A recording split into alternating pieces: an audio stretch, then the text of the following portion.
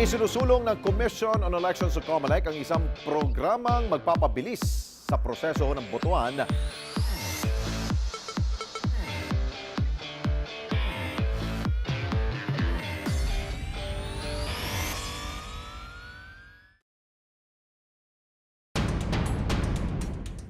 Good day and welcome to Pros and Cons, where we ask the hard questions and you decide which side of the truth you would choose to believe. The Philippines is a republic with a unitary presidential form of government according to the 1987 Constitution. Such is the political system that the government is using for decades. The Duterte administration is aiming for a federal government which divides the country into several states governed by a national government and local units. But many Filipinos continue to stay wary of a shift in government, with some opposing it outright. Even so, the administration admits a change in the political system may bring about the reforms that the government needs. Today, in Pros and Cons, we raise the question: is the current Philippine political system still working? Is it time to change the 1987 Constitution? Are we ready to shift to a federal government? I'm Joel C. Egco, your moderator. We're still a long way from implementing federalism. And it's mostly because Filipinos are undecided on whether a change in the political system is needed. So what's stopping Filipinos from taking sides? Ilan lang po ito sa mga katanungan na sasagutin natin ngayong ating episode na ito. At we are very happy, we are very lucky also na makasama po natin sa studio. Walang iba kundi ang spokesman po ng Commission on Elections, si idol ko, James Jimenez. Boss, welcome to Pros and Cons. Maraming salamat po sa Kumusta, pag-imbita sa akin. Mukhang pagod na pagod ka. Kagagaling na. Hindi, ayos naman. Medyo 5 araw kaming nag-file ng mga certificates of candidacy. Dami dumating. Yes. Meron tayong 150 filers. Wow. Isipin nyo yun. 150 filers. So, What position yan? Senators Senators po. lang yan? Oo, senator Totoo yan. pala yung sabi kanina. Ang dami. Tapos more than 180 na party list ang gustong lumahok. So you can imagine, ano? So kailangan na sasalain pa natin yan. Kaya tuloy pa rin ang trabaho. Pero syempre, siniguro ko na pupunta ako dito. No. Maganda itong programa na to eh. Correct. Oh. At this is your first time here, no? Yes po. And definitely there are going to be many occasions na imbitahan ka rin Sure. namin, of course. Anytime po, anytime. And of course, atin pong ikalawang bisita, walang iba kundi si Kasani Melencio. Siya po ay ang National Chairperson ng Partido Lakas ng Masa. Kasani, welcome back to Pros and Cons. Ano to Grand Slam. Veteran na ito. Kamusta na po kayo ngayon? Kapapile din namin ng first day. Yun nga, sabi ko nga Political party kami, but we filed as a party list dito kasi in-house namin yung iba pa namin mga kasamahan like San Lakas and ating guro. Bago kami pero sa party list, but we're already registered So as yung a Partido national Lakas ng political Masa is a, what's this? coalition. Coalition Coalition. of various Yes, party list groups? Yes. Not necessarily. A part of our family, as we say, kasi matagal na kami magkakasama. 1998 pa yung San Lakas, kasi ating guro was around siguro kung ilang elections na rin. At delisted sila, so we decided na magsama-sama. And you're joining the electoral processes. Well, it means you still trust the system. Ang topic natin ngayon di ba? I mean, so how do you see our political system now? Yes, well, there's a lot of things na kailangang baguhin, like itong mismong the whole Congress, for instance. And the whole party list, kasi dati-rati, supposedly, pang-marginalized sector, pero parang nabago. Ngayon, nakapasok na yun ng mga hindi naman talaga representative ng mga bilyonaryo pa nga. Hindi representative Alright. Buti nabanggit mo yan. marginalized sector. So, Mamaya, it's a big problem. Kasani, pag-usapan lalaliman natin yung discussion about party list. Tsaka, well, that's right. basically, the entire political system. Yeah, Before we go on a break, ang tatanong ko po mamaya sa inyo ay kung ang tawag dito, outdated na nga ba yung 1987 Charter? Ito ba ay dapat pang ipagpatuloy o dapat ng palitan? When we return, we'll start our discussion on what's up with the country's current political system. We'll be right back. I think iboto yung dapat yung mga medyo bago. Hindi naman sinabing bago na porket walang karanasan. Matututo yun eh. Pero hindi naman totally sasabihin natin na sila na kagad ang iboto natin. Kasi po, we have to learn from our own mistakes sa past na may ilang time binoboto na dahil lang anak sila ng previous government official, may binoboto tayo dahil artista, yet sila yung mga nakikita natin sa news na parang mas gumagawa ng crime. Para umunlad yung Pilipinas, we have to learn from the past. Let us not let the history to repeat itself. Opo, palitan na kasi puro lang, palakasan lang sila sa taas eh. Pag nakuha na nila yung pwesto, wala rin. Ganun din. Kasi kumbaga serbisyo pinag-uusapan dito eh. Kumbaga hindi naman kailangan maging popular ka para magsilbi ka sa tao. Hindi dapat kasi popularity wala yan eh. Dapat doon tayo sa kung ano yung kaya nilang gawin at kung ano yung mga nagawa nila to prove na karapat-dapat sila sa posisyon at karapat-dapat silang iboto ng tao. Kasi tayo rin naman lahat makikinabang. So popularity dapat hindi siya big factor to consider kung good ba yung candidate or not.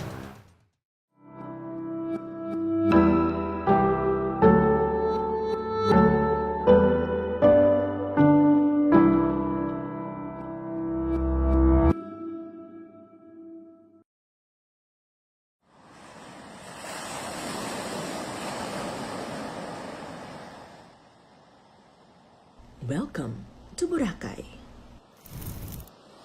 an island straight out of paradise.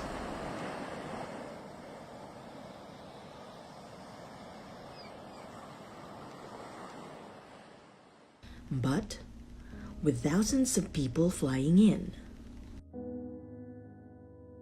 narrow and congested streets, and too many vehicles. It's hard to get in, out, and around. But does it always have to be this way? Of course not. DOTR LTFRB, in cooperation with the Boracay Interagency Task Force and with the support of GRAB, Hirna, and Southwest, will be introducing the new Boracay Integrated Transport System, the future for Boracay transport. First, we have the Boracay Hop-On, Hop-Off Jeep, a concept of DOTR Secretary Arthur Tugade that got a resounding approval from Boracay stakeholders. This is an easy and environmentally friendly way to get around Boracay for tourists and locals alike. The system provides daily and weekly passes to tourists and discounted passes to locals and concessionaires. Now, you can arrive in the island and get to any point in Boracay via our many planned stops around the island's circumferential road. For more offbeat destinations, or if you're in a rush, you can flag down or book any of the new e-trikes in the island that are managed by Hirna. Paying for your rides is easy. Just get a wearable wristband upon arrival or tap card and you're ready to go. This can be loaded as e-wallet and use it to buy food and drinks in the island. No need to bring cash, making it absolutely perfect for swimming. Wait comfortably and learn more about the island in our Boracay-themed sheds and stands. The DOTR will also build at least 20 waiting sheds that have a public transport information system saying what time will you arrive. Get to your destinations faster and save time for the more important things in life,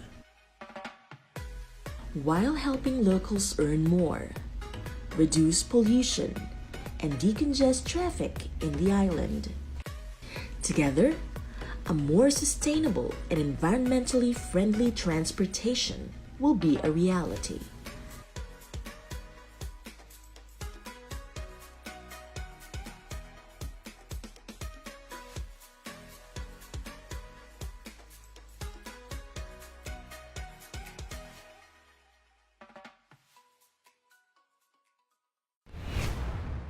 We're back on pros and cons. Well, let's start the ball rolling on today's topic. Ang iniwan nating na hanging question kanina is kung outdated na ba.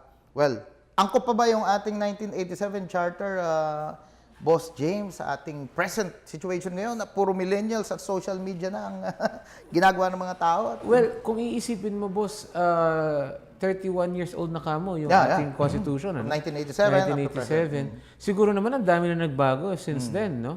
At ang isang constitution, ang isang saligang batas, ay dapat sumasalamin sa buhay ng bansa sa kasalukuyan. Oo, no?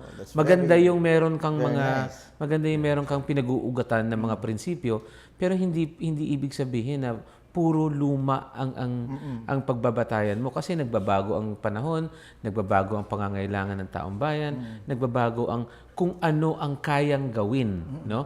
Diyan papasok yung teknolohiya. Yung mga hindi kayang gawin dati, baka naman pwede na ngayon. Baka may mga ibang mekanismo na pwedeng gamitin para ma-achieve yung same goals. So kailangan talaga, kailangan revisitahin, tignan ng maayos, suriin ng bukas ang isip, bukas ang kaisipan. Kung ito nga ba, ito pa rin ba ang pinakamahusay na forma ng saligang batas para sa atin, ngayon, no? naangkop sa atin. Yun naman palagi ang tanong eh. Unfortunately, boss, sa tingin ko lang personal kong opinion, na kapag pinag-uusapan kasi yan, pumapasok yung elemento ng politika. Alright. No?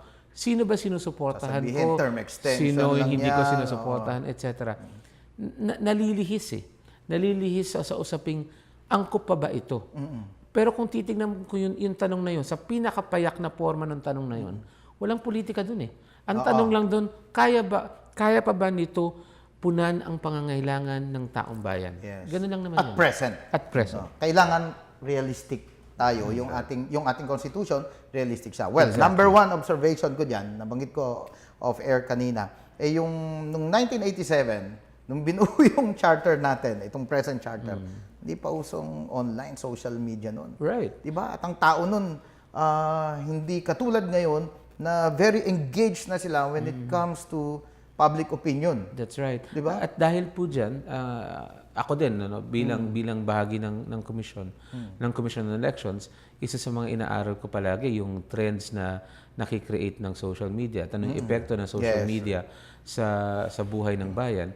Ang isa sa mga mapapansin mo, dahil sa social media, naging mas mulat ang taong bayan. At kung dahil mas mulat ang taong The great bayan, game changer. oo, mas marami ang Equalizer. pinanggagalingan ng mga opinion, pinanggagalingan ng mga magagandang ideya. Dapat maging flexible ang gobyerno para ma-take advantage niya yung ganong resource. Dati walang ganong resource eh. Dati ang kaalaman parang nakamonopolize sa mga eksperto. Kung sino ba yung eksperto? So tatanungin mo ngayon, sino nagsabing eksperto ka? Bakit ikaw, bakit hindi siya? Eh ngayon with social media, medyo na-democratize lahat. Yes. No? So marami kang pwede pakinggan, hindi ka limitado sa isang source, dapat nagre-reflect yan sa ating political system. Yun nga, yung binabanggit natin kanina, social media is a great equalizer, no? Very much. Ang tawag dito, game changer. Very much, Game changer. So, Kasani, sabi ni Boss James, hindi angkop, no? Ba't kayo tumakbo? Hindi, I mean, so what are we supposed to do now, no? So there's a proposal to shift to a parliamentary, to a federalism, no? Would that answer would that solve the problem when it comes to our flawed political system? Well, I think yung federalism, as it's presented by the Puno Committee, yung Constitutional Committee. Maraming mga bagay doon na we also gusto namin, naintindihan namin. But this other one, which is the resolution of both houses, the Gloria Arroyo version, it's basically parang nawala yung vision. Nawala ang vision ng federalism, nawala ang vision ng walang political dynasty. Kasi dito kay Puno Committee, parang self-executory, kahit na walang batas, ay mapapatupad yung matagal ng provision ng 1987 Constitution na wala nang ipagbawal ang political dynasty. And then palakihin din yung representation ng marginalized sectors 40% instead of 20% right now sa party list. That's the CONCOM That's the version. CONCOM version. Bayanihan nakita namin model. itong parang niraransyada, no? Tinutulak nitong si Gloria Arroyo at yung mga kasamahan niya na talagang balik dun sa there's no bayanihan there anymore. Balik doon sa mga sa Congress lang. Sila magde-decide. And actually there's no federalism at all. Parang ihintayin nila na merong mga petition coming from the local governments and then they decide. Kung anong karakter ng federalism, hindi natin alam kasi sila magde-decide. Hindi katulad ng puno CONCOM version, maliwanag doon. Kasani, if ever manalo kayo sa party list system at hinatag sa inyo ngayon yung change to federalism, ang takot kasi ng mga proponents natin yan, yung talagang, well, I'm a federalist also, no? Right. Is baka ganunin nga sa Kongreso dahil ma-abolish ba kayo para sa kalaman ng ating mga kababayan, mga nanonood, mawawala ba yung party list system? Doon sa Gloria Arroyo version, nandun yung party list but it's like what we have right now. Na Okay, the same. Ang amin ng critique hindi na pang marginalized sector. Okay. So may problema doon. Gusto namin ibalik yan kasi sa puno version, maliwanag na marginalized yung uunahin. All the political parties, it's not party list, but basically the marginalized sectors. Wala na yan. So yun ang concern namin. Kaya pagkatapos maraming mga usapin pa, like even the national patrimony, economy. Alam mo yung federalism, kahit na naniniwala kami dun sa version niyan, sometimes hindi namin maintindihan kasi parang may mga iba pang mga agenda, like term extension, like yung opening up the economy doon sa mga foreign corporations. That we don't like. So we need more discussion on the So issue you're of saying federalism. that practically the CONCOM version of Chief Justice Puno, former Chief Justice Puno, is the better version It's a better version. or best version? Yeah. Well, better kasi we also would like to. Alam mo, ganito yung nasabi ko rin. Sa Cuba, they're also changing the constitution and they have a process there. We call our process, the Puno Committee or Commission, Bayanihan Federalism. If it's going to be Bayanihan Federalism, then people should be consulted, like in Cuba, na pinag-uusapan yung constitution and people doon sa mga grassroots na usapan, people can amend, can put amendments to the constitution. I think that's important. Hindi yung binababa mo lang. Kailangan, like we say, millennials, bagong... At saka nga ngayon, no, nabanggit kanina yung social media. Sa social media lang ang bilis bilis once na maging mag-react. viral yung isang provision na ayaw ng mga taong bayan, malalaman mo na agad. No, so let me get back to Dr. James. Okay, given hindi na angkop, outdated ang ating charter, ating constitution. Sabi mo nga, payak na question, payak ang kasagutan, dapat palitan. My next question is, are we ready? So, are Filipinos ready for that paradigm shift for that change? Oh. Sa tingin ko dapat hindi natin short sell ang Pilipino. Okay. Sa tingin ko hindi natin pwedeng sabihin na hindi kaya or hindi handa. Sa tingin ko dapat magtiwala tayo sa Pilipino. Sa tingin ko merong mga Pilipinong handa, merong hindi, definitely. Pero pagdating sa mga ganyang usapan, hindi lang naman isang grupo o yung kabila ang magsasalita eh. Dapat nga lahat pakikinggan natin. At kung pakikinggan mo lahat, masasala mo eh, makikita mo rin eh. Kung yung mga ideas mature, then maganda. Kung may ideas na medyo hilaw, sabihin natin sa kanya, magmamature din yan at some point. So, there is no one time to say na tagal, ready na kami. Walang ganun eh. So, the people as we are now, we have to trust them. Okay. Is it still going to be a problem if we change the system to Well, federalism? actually, dyan sir, baka dyan con ako, no? Kasi hindi ko nakikita, to be honest, hindi ko nakikita na kasalanan ng Constitution na naging popularity contest yung halalan. I think dala yan ng mga tao mismo, dala ng political practices na na-enshrine na over the years. Siguro kung ilalatag ko sa harapan ng Constitution yung problema na yan, ang sasabihin ko, yung Constitution natin ng 1987 ay hindi na bago yung lumang practice sa politika. Hindi ko siya sisisihin for that practice, pero sasabihin ko na hindi niya na bago nung sana nagkaroon siya ng pagkakataon na, na maglagay ng bagong paradigm.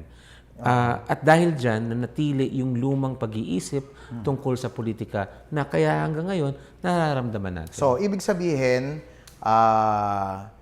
walang katiyakan na mawala yung parang popularity contest kung magpalit man tayo ng charter. But, sir, before you answer that, we're going to pause for a break. Bibitinin kita.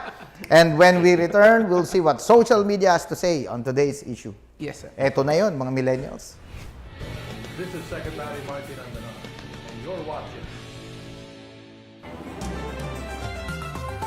In a mercantile universe, where achievement is measured by financial statistics, it is the individual, the single person, that must stand as the center of commercial life. You who hold the strings of business and industry can give back to the people who work for you and with you the happiness to value themselves as the bedrock and the foundations of our human resources. May this vision be sustained beyond this summit, and as I am confident it would. Mabuhay, and God bless.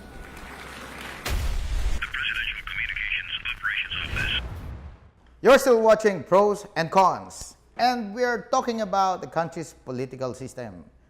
Hindi na angkop, luma na, outdated na. But, mga boss, tingnan natin yung sabi ng ating mga Facebook followers. Ito na nga yung wala ng 1987 Constitution social media, no? Ito mabilis Ang question natin ay, popularidad ba ang dapat na pangunahing dahilan para iboto ang isang kandidato?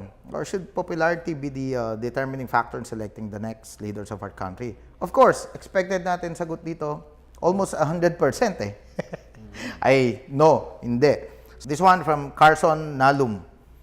Sabi niya, popular means you are well known by the general populace, so a greater chance of being voted on election day. Almost all candidates are popular in their own right. May punto. Tama. Yeah. Ito naman, this one, coming from John Tan. May advice sa atin. Dapat daw ang poll natin, ay karapat dapat ba iboto ang mga kandidatong artista, celebrities? Aray ko. Marami sa kanila nananalo kahit hindi qualified. Sikat lang kaya nananalo. Yun yung actually issue natin dito. Then again, hindi nila kasalanan yun. Fault yun ng mga quote-unquote bobotante, lalo na ng mga vote sellers, quote-unquote. Very predictable yung result nung poll. Di ba? Tama yun. Salamat po, Jantan, doon sa inyong observation. And yes, sinadya nating predictable yung poll dahil matagal na pong hindi napapag-usapan ito. So yun, basically, ang sinasabi ng mga tagapanood natin is they don't agree. No, na popularity lang. However, kasalanan daw ng mga botante. Actually, nagbebenta ng mga ganon, aray ko. Diba? Awayin ko lang ang viewers mo, Sige. Pasintabi lang po, ganito. Ang problema sa mga poll, especially sa social media ngayon, syempre, umaakit yan ng mga tamang sagot. Alam natin yan Meron tayong sense kung ano yung tamang sagot sa kahit anong tanong. Yes. Yung ba yung sinasabi nilang motherhood statements? Madali kumiling sa motherhood statements. Pero ultimately, mga boss, tanungin nyo, paano ba ako bumoto? Yun ang importanteng sukatan dyan Alam mo yung tama, good, mabuhay ka. Pero ang tanong, binubuhay mo ba yung tama? Diba? So pagdating ng halalan, please maging mas self-inspecting tayo. Tingnan natin yung sarili natin. Alam ko na as a matter of principle, ayoko ng sikat lang. Gusto ko ng may alam. Dapat pag buboto ka, ganun din ang standard mo sa sarili mo. Huwag mo na hanapin sa iba. Huwag mo lang hanapin sa iba, hanapin mo sa sarili mo. I see. That's nice. Very well said. Ang ganda. Kuyang, Sikat yung partido nyo. Hindi ganito. Hindi Kasi daw, sa, sabi. sa eleksyon natin, ang parang napapansin namin, ang naglalaban parang talagang pwedeng maglaban yung popular at saka yung political clan. So sila yun eh. Kaya parang gano'n. Kaya meron tayong political dalawang clan, problema. tas may popularity. Kasi parang halimbawa, political clan, yung mga same old name yan. Pagkas yan ang isang malaking problema. Ang nakakapantay lang sa kanila, pwedeng talagang mapalitan sila ay yung mga artista, popular, ganyan nangyayari sa atin. So I think part of the problem is really yung political dynasty. We really have to solve that problem. At may mga study na yung fat political dynasty, yung maraming mga members ng clan na nagsasama-sama, it's causing poverty. Problema din sa kahirapan. Yan, ano na yan eh. Yung mga thin dynasty na sinasabi nila, yung nagpapalit lang, yung succession, yun hindi pagano. Pero yung talagang halimbawa, Nakaupo na. Lahat sabay-sabay. Which is happening now. Which is happening. Yung bang which is shift the problem. to federalism, meron tayong measures na makorek yan? That was Sa puno. inaayos nung sa puno. Dito sa kay Gloria Arroyo version wala. So that's a problem. I see. Boss, kanina may binitin akong question sa iyo about kung may katiyakan ba, kung pagpalit natin ng system, even the charter or the political system, kung may katiyakan na mawawala na yung popularity contest. I think ang thinking ko diyan, not necessarily, no? Okay. Pag nagbago yung sistema natin, then may chance tayong magbago din ng pag-iisip ng tao, na mabago din yung pananaw ng tao kung paano nila i-engage yung sistema, 'di ba? Kung pipili ba sila ng tama or hindi. Pero tandaan natin, kailangan mag-ingat lang tayo. Hindi naman din lahat ng sikat walang kwenta. Yes. Hindi po ba? May iba naman na talagang sumisikat kasi magaling. Kasi magaling. Oo, kasi magaling. So kailangan maging mapanuri yung botante. Kung magkakaroon tayo ng bagong sistema, parang ano yan eh, sa management parang ano yan eh, parang tinatawag dyan, unfreezing. Kasi kung dati kang nakalock sa lumang pag-iisip, bibigyan mo ng bago, bubukas ang kaalaman mo eh, bubukas ang kamalayan mo eh. So magiging mas bukas ka sa bagong ideya, baka magbago rin ang ating taong bayan. Baka maging mas mapanuri din sila. Yes, especially in the advent of social media. Especially. Ang bilis ngayon. Nakaka-awaken across the board. Well, nowadays, ito na yung, do you see this as an opportunity talaga na? Ang tingin nyo po ba, ito yung pagbabago na to sa shift ay unstoppable na? Well, kasi yung nagawa rin itong the same question to yung nagawa rin itong review ng Constitution, parang nabuksan yan. Okay. Kasi ang totoo naman talagang yung mga tao naghahanap na ng bago eh. Okay. May nagalit sa akin ng sinabi kong itong 1987 Constitution failure. So we have to really think of pag-develop ng bago. But right now, I don't see it dito sa bagong version. Kaya we have to do something about that. Okay. Boss, unstoppable na? Sa tingin ko, pag sabi nga nila parang there is no stopping an idea whose time has come. Diba? So kung dumating na yung the idea's panahon, time has come. the time has come, then I think it will be unstoppable. Kasi una-una pinag-uusapan na nga ng tao eh. And kapag pinag-uusapan na hindi naman mawawala yan, meron kang social media na siyang nagpo-propagate. So it might not be tomorrow, no? But certainly we're on our way. All right, very nice. Sir, for your final Una-una, message or people. maraming salamat sa pag-imbita sa akin dito. Napakalaking pagkakataon nito na ma-address yung ating mga kababayan. Alam ko mga botante kayo. So please, tapos na po yung filing ng Certificate of Candidacy. Panahon na para pumili ng inyong iboboto. Malapit na po ang halalan. Less than a year away. May 2019 po ang darating na halalan natin kung saan maghahalal tayo ng mga senador at mga local government officials all the way down to the level of bukal, no, or councilor. Yan po yung mga taong magpapatakbo ng ating mga public life. So kailangan pumili tayo. At huwag niyong kalimutan, maging mapanuri, lalo na sa party list. Napakahalaga po ng party list system natin. At kailangan mabigyan nyo yan ng atensyon ninyo. Huwag yung pipili lang kayo ng unang letrang makita nyo. No. Pag-isipan ninyo kung ano yung party list na pipili nyo. Alamin nyo yung mga advokasya at kung sino yung mga tao sa likod ng mga party list na yun. Wag lang sulat ng sulak doon sa bilog na korting. Kuya, nabanggit yung party list. So, ano po ang Final words niyo sa ating mga tagapanood. Well, aside from yung sa election ngayon, kasi we're very much concerned dito sa yung federalism na tsa na pinag-uusapan natin. Kasi parang meron daw time frame na February, March, ay iraratsada na itong isang yung tsa. And there might be no election at all. But I don't think na mawawala na yan kasi lahat na nakapasok na eh. But still give us time. Give us time to discuss yung gusto nating pagbabago. Let yung mga tao ay mag-participate diyan. Gawin natin talagang bayanihan at wag nating iratsada yung ganyang mga bagay. Alright. Yun nga, sabi ni Boss James kanina, the time has come. And the time has come to end the program. So, thank you very much, COMELEC spokesman James Jimenez and Kaasani Milencio. Tune in again next week as we discuss the country's latest and most important issues. For your comments, suggestions, and questions, visit our Facebook page and the PNA website. You may be for or against, you may agree or disagree. In the end, we're all Filipinos working towards the same goals. Will you choose what's right or will you stay on your side of your own truth? Once again, this is Undersecretary Joel C. Egco. Thank you and see you on the next episode of Pros and Cons.